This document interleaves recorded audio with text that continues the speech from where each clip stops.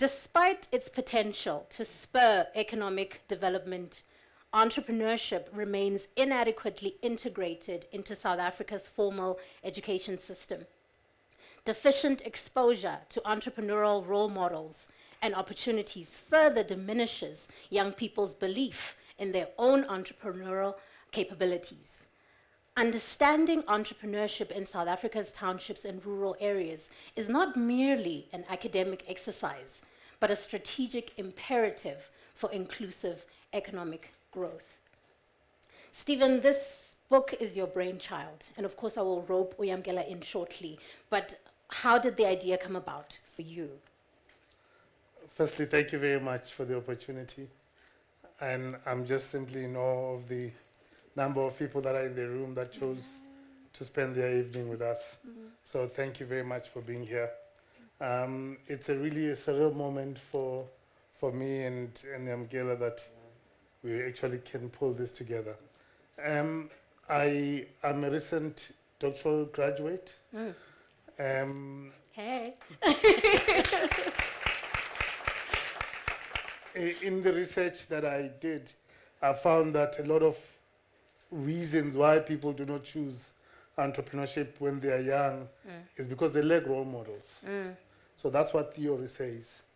And then I've spent the last 20 years being part of WILED, which is Youth Leadership and Entrepreneurship Development, where we've been just focused on grade 11s, teaching them about entrepreneurship. And where every time we ask them, do you know anyone who is an entrepreneur, about 30% of them would know somebody who's an entrepreneur, which then means the chances of them choosing entrepreneurship as a career path are limited. And then I had this burning desire to say, how do I become part of the solution? And I looked at books similar to this one. I realized that they are not told from our perspective and our reality. And I just wanted to create something that is going to be a reference guide, something that can close that gap, but something that a lot of everyday South Africans can relate to. But also I'm particularly concerned about the fact that 8 million people are unemployed, and most of them are unemployable. Sure. And we think that this is going to be a solution for them to think, actually, I can actually be a job creator rather than a job seeker. So we're hoping we can solve that problem. Fantastic, fantastic. So how was the process of interviewing the entrepreneurs? How was it for you? Did you enjoy it? Did you not? Were they annoying? I'm a big fan of entrepreneurs. Anyone who takes the plunge, goes out there, does something amazing, is willing to take risk, has no pride in themselves but the process at hand, want to transform their lives and the lives of others, I think for me, they are my friends.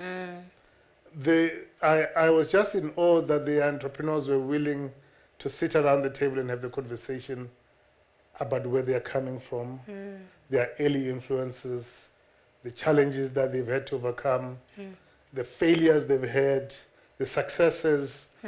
And I always look at them as just everyday superheroes. Of course. I would not even think that there was any prima donna. In fact, maybe I was the one. Maybe I was just too excited about taking the stories in, listening to each and every one of them. And I'm just more interested in bringing these lessons to class so that we can share more about them. I think maybe my story to them was, when I go to class, I want to talk about somebody that they know. I read about Steve Jobs, but I don't even know his home address.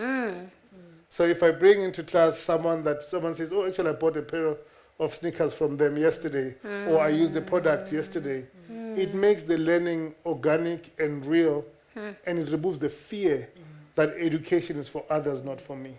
So I had an amazing time.